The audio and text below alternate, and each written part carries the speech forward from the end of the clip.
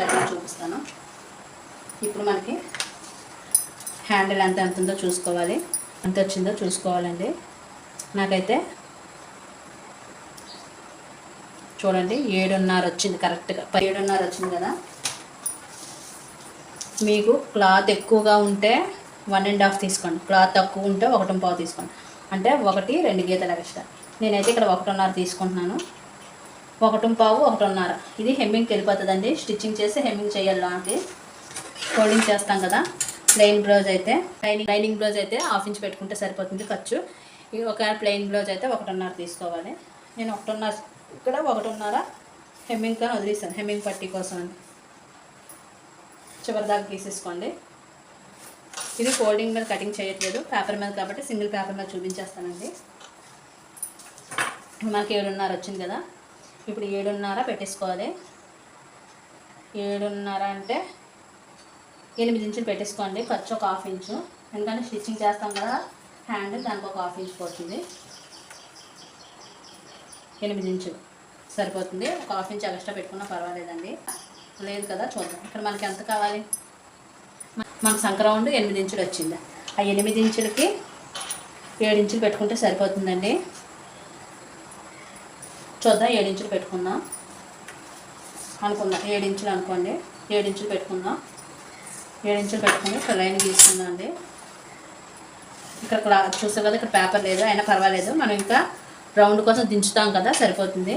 నేనైతే ఇది 8 ఇంచులు దాటింది కాబట్టి 3.5 అయితే తీసుకుంటున్నానండి, సరిపోతుంది. 3.5 మనం రౌండ్ తిప్పడం కోసం, ఇలాగ రౌండ్ తిప్పడం కోసం 3.5 అయితే పెట్టుకున్నానండి. 3.5 పెట్టుకున్నా. ఇక్కడ 7 ఇంచులు, ఇక్కడ కరెక్ట్గా 7 ఇంచులు పెట్టుకోండి. ఈ 3.5కి ఒక లైన్ అయితే గీసుకోండి. గీసుకున్న తర్వాత మనకు కింద ఈ రౌండ్ ఎంత వచ్చిందో చూసుకోవాలి. 5.5 వచ్చిందండి. ఇక్కడ 5.5 పెట్టేసుకుంటాను.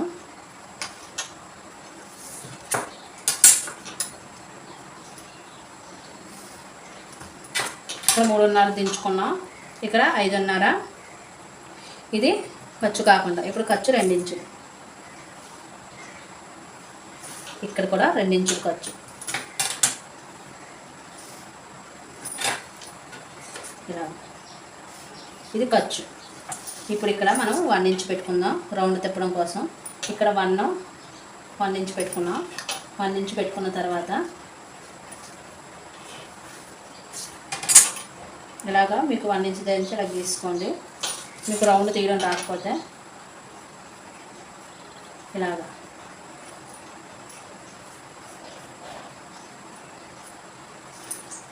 చూడండి, ఇలా కింద నుంచి తీసుకోండి. ఇలాగా ఈ పైన వదిలేయండి. ఇలా కింద నుంచి రౌండ్, చిన్న రౌండ్ వచ్చేలా చూసుకోవాలి. ఇది ఇలాగా ఇలా డౌన్ అవ్వాలి, చిన్నది ఒక గీత అంతా డౌన్ అవ్వాలి.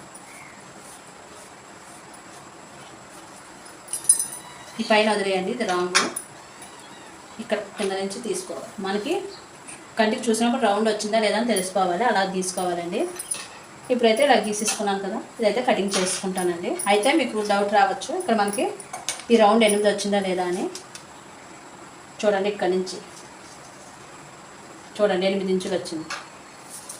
మీరు స్టిచ్చింగ్ చేస్తే తెలుస్తుంది. ఇక్కడ నుంచి అనుకోండి, చూడండి 8 ఇంచులు చూపిస్తున్నాను కదా, కరెక్ట్గా 8 ఇంచులు వచ్చింది. మనం ఇక్కడ 8 వస్తే 1 ఇంచు తగ్గించుకుని ఈ లైన్ గీసుకున్నాం. ఇప్పుడు మనం క్రాస్గా రౌండ్ తీసుకున్నాం కాబట్టి 8 ఇంచులు వచ్చింది కరెక్ట్గా. చూసారు కదా, కరెక్ట్గా 8 ఇంచులు వచ్చింది. అంటే మనకు వచ్చిన దానికి ఒక 1 ఇంచ్ తగ్గించుకొని అక్కడ పెట్టుకోవాలి. పెట్టుకుంటే మనం రౌండ్ తీసుకున్నాక కరెక్ట్గా 8 ఇంచులు వచ్చేస్తుంది. ఇప్పుడైతే మనం షేప్ బెల్ట్ తీసుకుందామండి. షేప్ బెల్ట్ కోసం బ్యాక్ పార్ట్ ఎంత ఉందో కింద చూసుకొని పెట్టేసుకోవడమేనండి.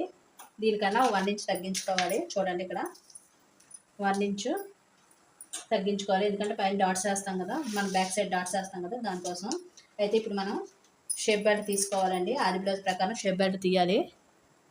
దానికోసం ముందుగా ఉక్సులు పట్టి వైపు ఎంత ఉందో చూసుకోవాలి. చూడండి, కరెక్ట్గా నాకు 3 ఇంచెస్ వచ్చింది. ఒక 1/2 ఇంచ్ కలుపుకొని ఖర్చులకి 3.5 పెట్టేసుకుంటే సరిపోతుంది. తర్వాత మనకి సంక వైపు షేప్ బెల్ట్ ఎంత పొడవు వచ్చిందో చూసుకోవాలి. చూడండి, కరెక్ట్గా 2.5 వచ్చింది. 2.5 వచ్చింది కదా, 3 ఇంచులు పెట్టేసుకోండి, సరిపోతుంది. షేప్ బెల్ట్ మనం ఆది బ్లౌజ్ ప్రకారంగానే తీసుకున్నాను, సరిపోతుందండి. ఆది బ్లౌజ్ ప్రకారంగా తీసుకున్నా కరెక్ట్గా వచ్చేస్తుంది. ఇక్కడైతే ఒక లైన్ తీసుకోవాలి. ఇప్పుడు చూడండి, షేప్ బెల్ట్ చిన్న షేప్ ఇచ్చుకుంటూ ఈ 3 ఇంచుల దగ్గర కల్పించుకోవాలి, అంతేనండి.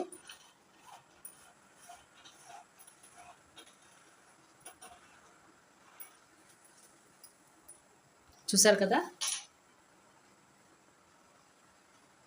అంతేనండి. ఆది బ్లౌజ్లో షేప్ బెల్ట్ ఎలా తీసుకోవాలో చెప్పేసాను కదా. ఇప్పుడైతే కటింగ్ చేసుకోవాలి. మీకు ఖర్చుతో కలిపి చెప్పాను.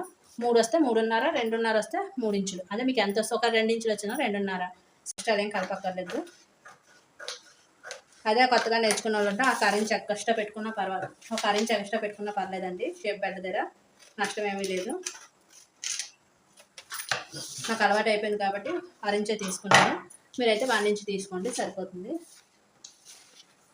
ఇప్పుడు మనకి బ్యాక్ పార్ట్ రెడీ అయిపోయింది కదా. ఫ్రంట్ పార్ట్ షేప్ బెల్ట్ చూడండి, షేప్ బెల్ట్ మనకి ఇక్కడ డాట్స్ వేస్తే షేప్ బెల్ట్ కరెక్ట్గా వచ్చేస్తుంది. షేప్ బెల్ట్ వచ్చింది. Back part, front part shape belt. Hands ఆది బ్లౌజ్ ప్రకారంగా బ్లౌజ్ ఎలా కటింగ్ చేస్తానో చూపించాను కదండి. ఈ వీడియో కన్నా నచ్చితే లైక్ చేయండి, షేర్ చేయండి, సబ్స్క్రైబ్ చేయండి. మరిన్ని వీడియోలతో మేము ముందుకు వస్తాం.